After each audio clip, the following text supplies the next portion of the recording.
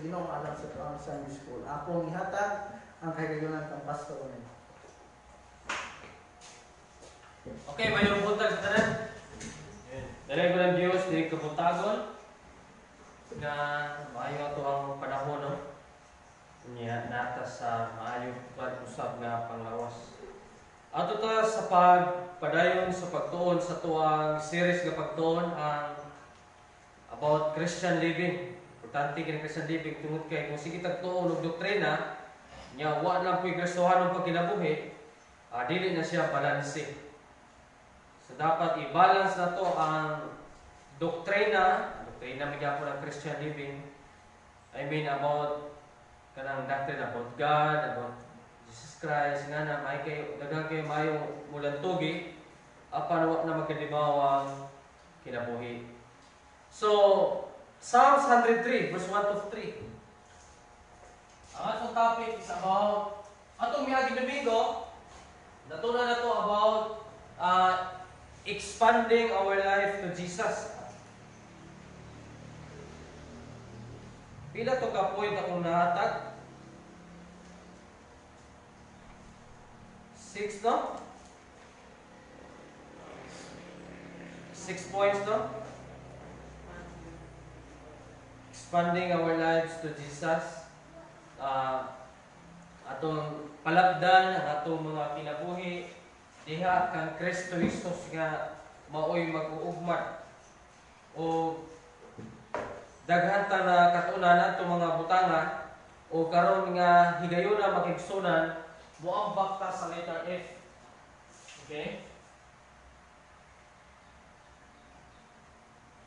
Atong text na sa Psalms chapter 103 verse 1 to 3 about forgiveness.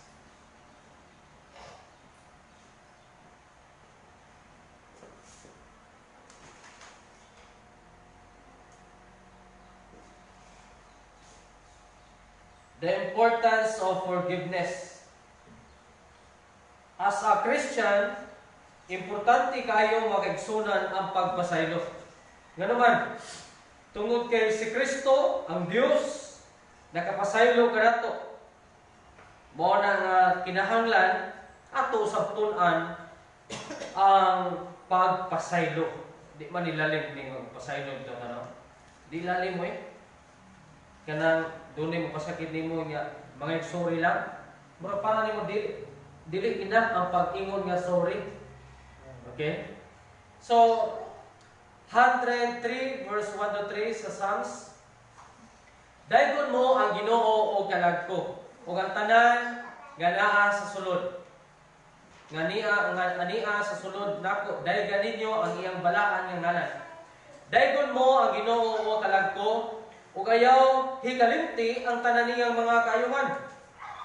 Nga mao ang nagapasaylo sa tanan mong kalapasan, nga mao ang nagaayo sa tanan mong mga balatian, nga mao ang nagabawi sa imong kinabuhi gikan sa pagkalaglag, nga mao ang nagapurong-purong kanimo sa may gugmaong kalulot ug sa manumong mga kaluoy, nga mao ang 1, 2, 3 lang nabasa na kung so, naisgutan niya about forgiveness.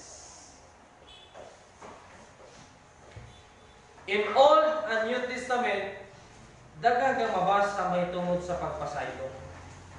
Okay? Importante kayo ang pagpasaylo makigsunan tungod kay una sa tanan, kitang mga anak sa Ginoo, ang tao, niwa, atong mga nilabay nga mga kadominguhan, ato natunan nga kitang mga tao, number 1,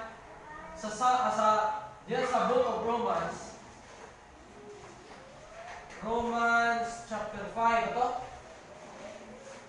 nga kita unas tanan mga ungodly. Una, ang tao ungodly. Dili Diyos nun. Diba? Natunan mo ito na ito. Dayon, ikaduha, enemy. God's enemy. What is God's enemy? You know? Enemy. Number 3, sinner. Kanang tulo, ka mga butang, bukat kina tubangan sa Ginoo. Atong basahon eh. Book of Romans.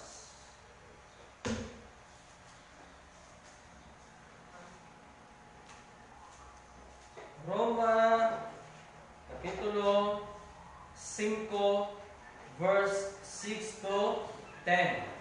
For when we were yet without strength, in due time Christ died for the ungodly. Number 2, but God, verse 8, but God commended His love toward us in that while we were sinners, Christ died for us. Dahil pag-abot sa verse 10, for if, when we were enemies, we were reconciled to God by the death of His Son, much more being reconciled, we shall be saved by His life. So, balik yun siya. So, ang tao, ginganlan sa Diyos of ungodly, dayon, sinners, dayon, God's enemy.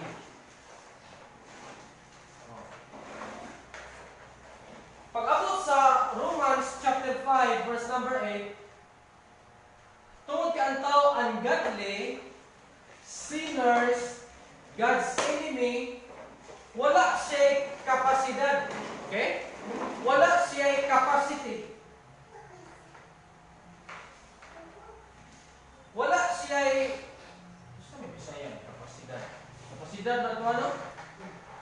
Wala siya igong kusog o wala siya igong katakos ang tao nga makalimpyo sa iyang kaugalingon ka naman. Ungodly, sinners, enemy. Di yun pwede makahindog kasi mong kaugalingon.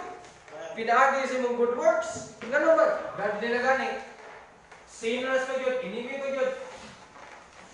Pero naghanang passage sa Biblia na kung imong basahon diyan sa Roma, daghan kini sa Book of Romans, tanawa, ang kanang Roma or Book of Romans, ang gipadad-an na ang Roma. Lugar ng Roma ba? Oh.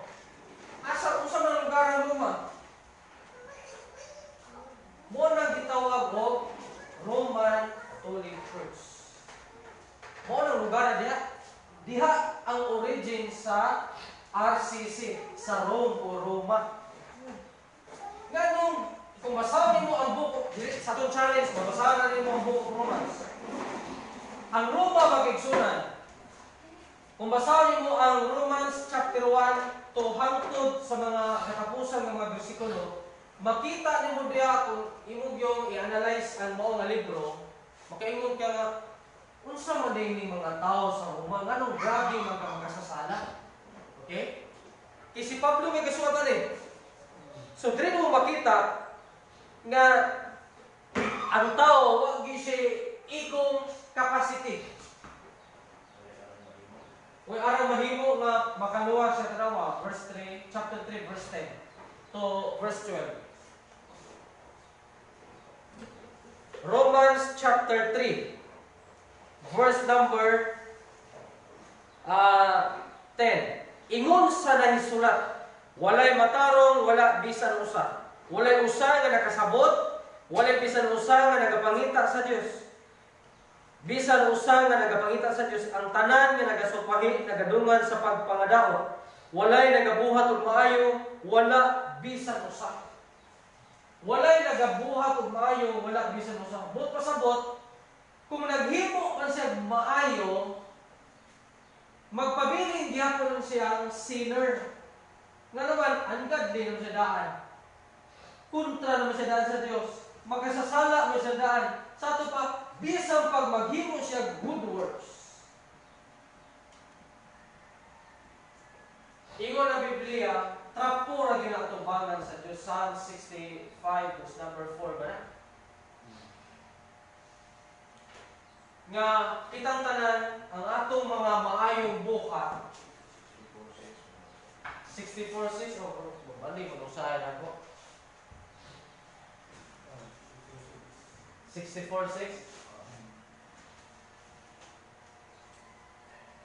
Tawa, ako nag-i-apply mga kaigsoon, nag-isgot ko ng forgiveness. Unaw na to ako, pasaylo sa Diyos. Tawa.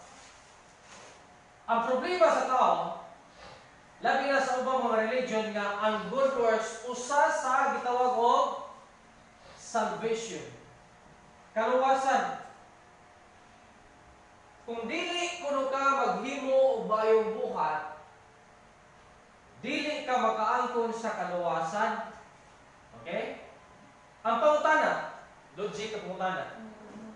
Pila ka good works ang gi-inquire or gi-require sa Dios aron ka makabaton og kaluwasan. Biingon sila lifetime pastor. Gikan sa pagmatko imong buot hangtod ka mamatay. Buta na to ha. Na mamatay. Ang pangutana, ma-maintain ba nimo ang good works hangtod ka mamatay? Kada adlaw ba makahimo ka good works nga mas labaw pa sa mong sala nga mahimo? Mingon dito man nga. Kuan lang, tuman lang ta sa 10 commandments, dili. Ang pagtuman sa napulo ka sugo, mao ba ang paghimo og mayong buhat? Pwede. Pero kung mag-isgot ka kaluwasan, wa na gilabot ang 10 commandments. Nga naman, pag ingon dito, kanang ayaw kaibo. Ito basawag yun, diya sa Exodus chapter 20. Exodus chapter 20. Kung mag-isgot ang 10 commandments, wa di maka tuma na ni? Ano mo? Exodus chapter 20. Verse 1 to following verses. Verse 1. O ang Dios misulti niining tanan nga mga pulo nga nagaingon. Ako mao ang Ginoo nga imong Dios nga nagabakwi kanimo gikan sa yuta sa Ehipto gikan sa balay sa pagkaulipon. Verse 3. Dili ka magbaton og lain nga mga Dios sa tubangan ko. Mao nay unang suko sa Dios. Number 1, ayaw pabaton og laing Dios, small letter D. Bot pa sa bot Dios. Kay si usar may Dios. Okay? Usar may Dios. Ayaw pagbaton og laing Dios. Ang pangutana, kadtong nagtuman sa napulo ka sugo aron ka magabaton og kaluwasan, nakatuman ba sila sa unang sugo? Di ba? Labi na din Davida. Wala sila makatuman. Gani pa, ilang gisumpa ang unang sugo. Mao na kung pagitaon nimo ang 10 commandments sa RCC, wala gyud diha mabutang ang ayaw pagbaton og lain Dios. Ilang gi-edit. Dugay na lang gi-edit, so wala pa moabot ang cellphone. Verse 4. Alam kanimo dili ka magbuhat og usa ka larawan nga linilog bisan sa dagoy sa bisan unsang butanga nga tuwa sa itaas sa langit, kun dinhi sa ilalom sa yuta, kun sa ana sa tubig sa ilalom sa yuta. Dili mo iugbo ang imong kaugalingon kanila, ni mag-alagad kanila. Kana po imong trapuhan, kay amugdaman, mo ni pag-alagad. Kay ako ang Ginoo nga imong Dios, mao ang Dios nga abughuan, nga nagadua sa pagkadautan sa mga amahan sa ibabaw sa mga anak, sa ibabaw sa ikatulo ug sa ibabaw sa ikaupat sa kaliwatan sa mga nagadumong kanako. Dayon, mo na unang suko. Dayon sa lain nga suko. Verse 7. Dili mo pagagamiton ang ngalan sa Ginoo nga imong Dios sa pagpasipala o kanang himo daw expression ang pangalan Jesus o Christ. Kabantay ka sa mga Hollywood movies. Himo nila expression ng Jesus. Ano ba? Oh my God. Okay ra lang, oh my goodness. Oh my gosh. Okay ra na siya. Kaya wa pa mo malitok ang God. Dami ko masisitibo kinuto. Nga, OMG. Kung imo na i-analyze, ang paglitok sa OMG, lambitan na OMG. matod pa sa ubang sa pangalan ay Conservative Baptist, dili maayo ang paglito ani. Kung si Rapi, ano si Rapi? Si Rapi rito ko OMG. Ingnon siya, kasalat ka na. Depende na sa tao na naglito kung sa motibo niya kung oh my God, lagi nasa mo na una. Pero ngayon siya, oh my guwapa. Mo iyahang nasa yung na, OMG na nalito. Dili, sala. Napiuban nga, kumulito kag sus. Dito maayo from the word Jesus. Jesus. Sus Mariusip. Pwede ra, kanang, di ba na may expression na ito, Jesus Maria Agwanta siya, Jesus Mariusip. Pwede ra kamulito kung Maria Jose. Sumari na mubad pa sa sos Mariusip. Sus Mariusip yung mata. Ayun na pila. Sos naman, wala may J. Oo. Pero mo lagi depende sa motive. Sa motive. Kung si Jesus bagay na imuha ginito. Para ng OMG ba? Oh my God. So, kasagan Christian pastor di man bigbo dito. Wala na makailangan. Sos doon magkakwanta pero mo lagi. Kung doon ay mareklamo ganin yung sos, uy, di na maayo. Unsa may nga kabalo di ka unsa nga sos kung ganito. Pwede man ni mong soy sos pates. Himong sos nga kanang dili Jesus. Di ba? So, mo na ang gingon sa Exodus chapter 20 verse 7. Dili mo gamiton ang ngalan sa Ginoo nga imong Dios sa pagpasipala. Mo pasabot himong expression or kanang labi na maghingaan ka og bata imong anak marong ngalan imong Hesus. Okay ra na siya ngalan Hesus. Pero imo nang balikason nga dito ko yung pangalan di na nabayo. Gahi imong ulong Hesus ka. Yung kadungog dahil paminawon, so dapat careful po ang tao nga mogamit ang pulunga ang pangalanan. Di mo na siya sala. But pasabot imong gi-value ang maong ngalan. Jantil pastor ko. Giingnan ko sa una di maayo. Kisa may ingon. Lain ko reliyon ko ba sa reliyon. Okay, gentle Christ na na. Pala ko na. Adi. Ang pagpasipala mo Okay sa mga katong santos gigamit. mga voices na. Mga palaan. Di ang ingon mo ko dire, dili mo pagamiton ang pangalan sa Ginoo nga imong Dios sa pagpasipala. Bot pasabot, gipasipalaan nimo o nilapas na ba? Pero ngan na nimo sa kabata nga Jesus maron. Ko iyo ang Jesus gani namatay na to, nahubog na ko. Mo na siya pasipala, gipasipalaan mo, kana bang dili ta dapat ba? Pero imo ginganlan siya mata, may imo gimatuto, may problema na siya. Kay ang importante ang imong pagtahod sa tagiya ni anang pangalanan. Okay? So dayon lain nga kuan, dito naman kining sugo. Arito sa verse 13, 14, 15, 16 ug 17 na. Kanya kisa may di maka una, verse 13, dili ka magpatay. Makatuman kita na kay tagapatay. Dili ka magpanapaw. 15, dili ka magpangawat. 16, dili ka magsaksi ug bakag batok sa mga isig tawo. Kada di man tagkakuha na makapamakag bitaw sa ay. Di ba? 17, kuno kumakak sa mga anak ganing. Ay, napas ko nga kay aras ko si Ari, tuwari bukid pa doon.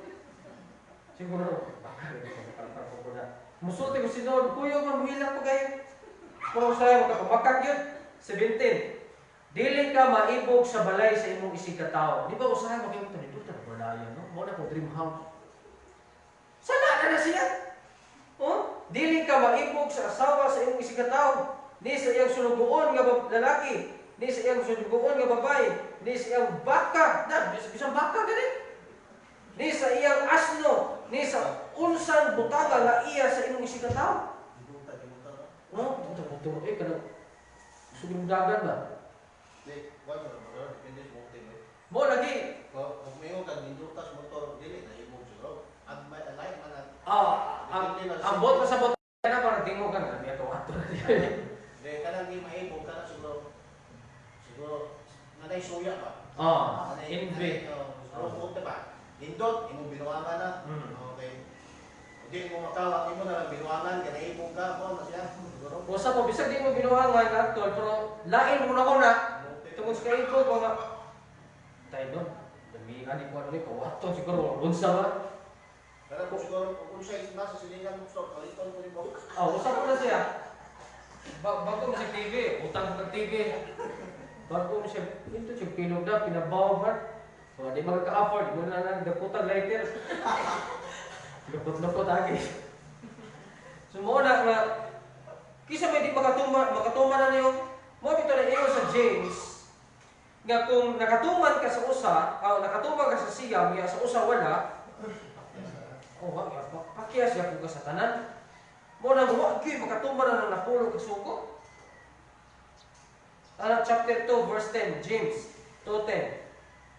Kaya bisan kinsa nga magbantay sa kinatibuk-an sa kasubuan, apan makalapas siya sa usa ka bahin niini, siya mahimong malinapason sa tanan niini. Tagi pag-ingon sa verse 11 kay siya nga nagaingon ayaw pagpanapaw, nagingon man usap ayaw pagpatay. Bisan pa kung ikaw dili man manapaw apan nakapatay ka, ikaw nahimong malinapason sa kasubuan. So mo na nga kining makita nimo nga ang tao di gyud siya magabaton og kaluwasan pinaagi sa maayong buhat o pinaagi ni Ten Commandments. Okay? Kaya ang Ten Commandments gihatag na sa Ginoo ngadto lamang sa mga Israelites dili aron sila maluwas kundi as a salamin, as a mirror ba na mura ba ka na malaon sa Pilipinas pag-ingon nga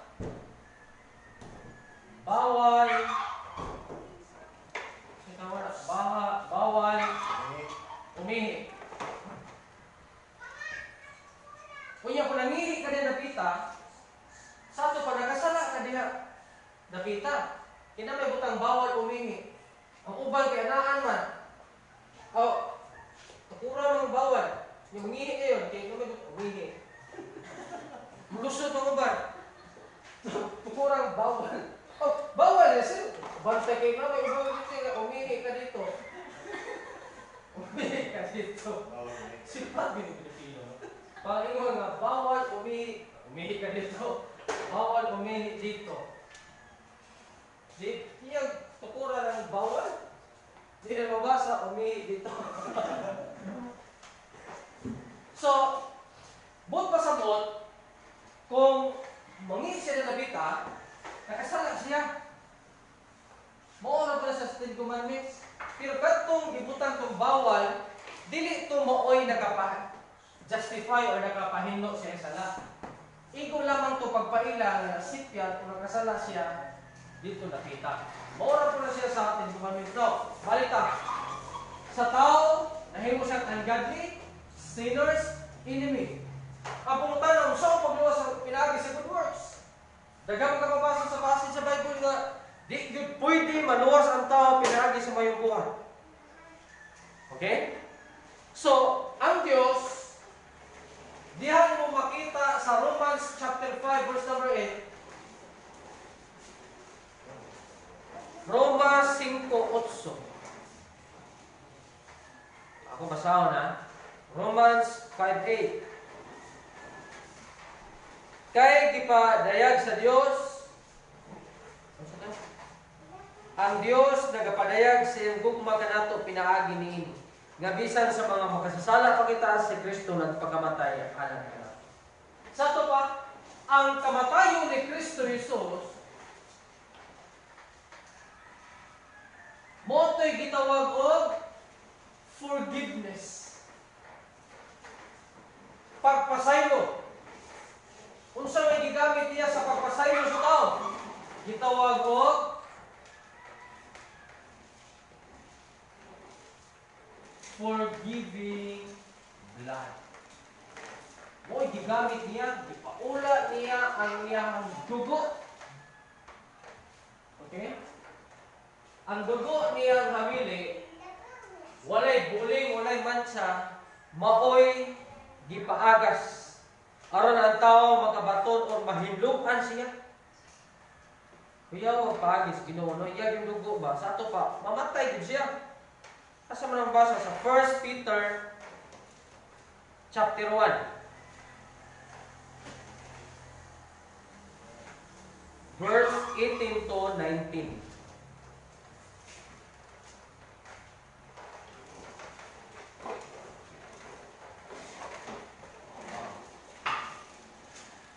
Kamu sayod nga gikan sa walay hinungdan nga panggawi ang inyong napananod gikan sa inyong mga ginikanan kamo gitubos or giluwas. Dili pinagi sa mga butang nga madugta ingon sa salapi o bulawan, kundi sa bililong dugo ni Kristo nga daw sa dating kadero nga walay buling o hugaw. Sa ato pa, ang dugo na gyud ni Kristo Jesus maoy makapasaylo sa taong ungodly, sinners, enemy. Dugo na gyud ni Kristo. Sa Old Testament time, katong mga pare, okay, ato na sa Old Testament dugo ang gamit nila. Wa pa man si Christ sa Old Testament magpakatao. Sa Old Testament time, katong mga pare, noy pare sa unang panahon, ang ilang trabaho, mao ang pagdumala sa tabernacle.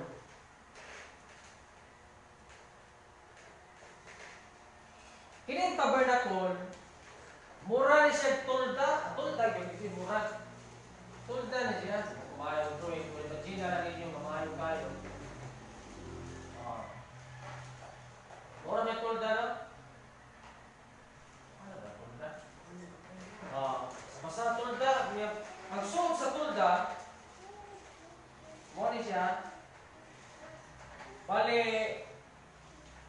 duha ka bahid. Kini holy place. Kini holy of holy place. Wala siya. Gari ang pultahan. Na ay ihawanan dire. Diha ihaw na kardiro. Dapita.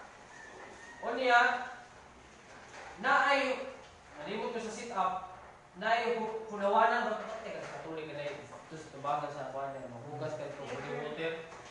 Kasi nga to? Dito maghugas daan sa tiil kamot. Kinahanglan mo limpyo ka musuod yan ng tabernacle. Iligsuod niya sa pare. Dapat siya buhatonon niya. Kung niya dayon musuod siya sa holy of holy place. Dere isablit ang dugo. Okay?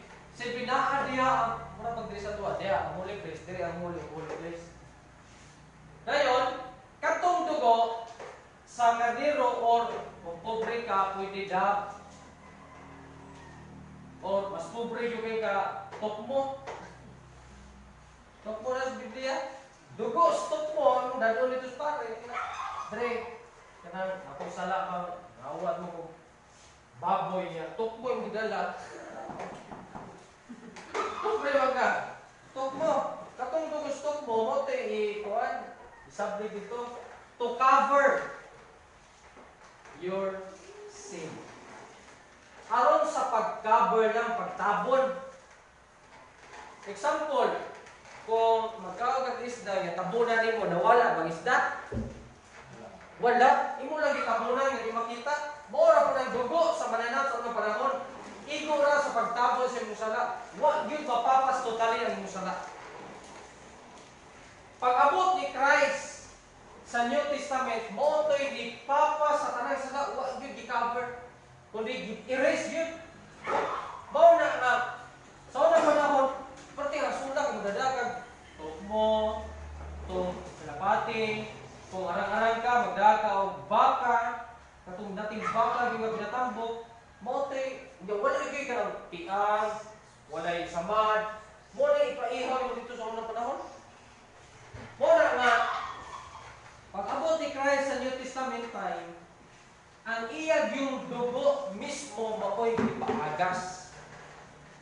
Hebrews chapter 10. Ano? Chapter 9 ta mag-start. Ano? Sa New Testament ni. Hebrews chapter 9 mag-start ta sa pagbasa. 11 to 14.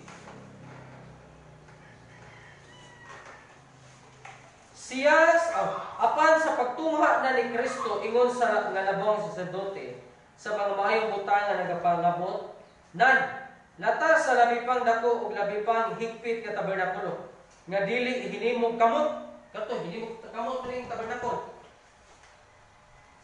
nga dili hinimog kamot sa ato pa dili iya sa hitanong kabuhatan siya sa makausa ug sa wala nay pagsubli misulod sa balaan dapit nga nagdala dili sa dugo sa mga kanding o sa mga nating baka kundi sa iyang kaugalingong dugo nga sa ingon ni ana nagakabuot sa katubsanan sa gadayon kay kun ang dugo sa mga kanding o mga turong baka o ang mga agyo sa baying baka sa ikasablig na kini ngadto sa mga mahugong tao makapabalaan magani alang sa pagkaputling sa unod unsa kalabaw pagayud dinhi ang mahimo sa dugo ni Kristo nga pinagi sa espiritu nga dayon mihalad sa iyang kaugalingon nga walay buling ngadto sa Dios sa paghilo sa iyang kaisipan gikan sa mga patayng binuhatan aron magalagad kamo sa Dios nga buhi. Yung ana ang set up mga kaigsunan sa pagpasaylo. Sumuna nga atong pasalamatan ang Dios nga nagapasaylo siya sa atong mga sala. Bisan unsa kadautan dunay pangutana kung si Bin Laden daghang pinapatay niya kung mga isang pasaylo sa Dios nga si Kristo Jesus mapasaylo ba siya? Yes, mapasaylo. Kay ingon man ang Isaiah chapter 1 verse 18 nga bisan unsa ka mapula ang imong sala papution. Mao na nga ang dugo ni Kristo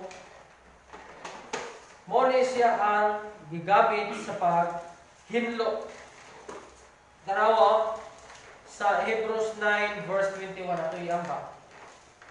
Og sa sabang paagi iya gisabligan og dugo ang tabernakulo ug ang tanan galamiton sa pagsimba. Sa pagatinuod ubos sa kasubuan hapit ang tanang butang paghinuan og dugo. Ug gawas sa pagpula sa dugo walay mahimong pasaylo sa mga sala. Di mo kita nga ang dugo ni Kristo mo ay makapahinlo, makapasaylo sa atong mga sala. Amen. Okay? So dili pinaagi sa mayong buhat. Isa pagkapila ka mayong mahimong mayong buhat. Padayon gyapon ang imong pagmarcha sa impyerno. Okay? So sa sunod Domingo ato na padayonon makaigsunan kay letter F naman ta. About forgiveness. Bukat kini forgiveness no? Diha na daan sa itong Ginoong Kristo. Iyang paghimuan ni dili basta-basta. Padyabol kay sumuna nga ato yung i-treasure ang kamatayan ni Kristo Jesus sa atong kinabuhi. Nung usa ka adlaw niya na siya palansa sa cross aron kita makabaton og kapasayloan. Kaya yung may pangana no? So, ito sa itong second part sa pag-simba. Dahil yata ng Brother Jong.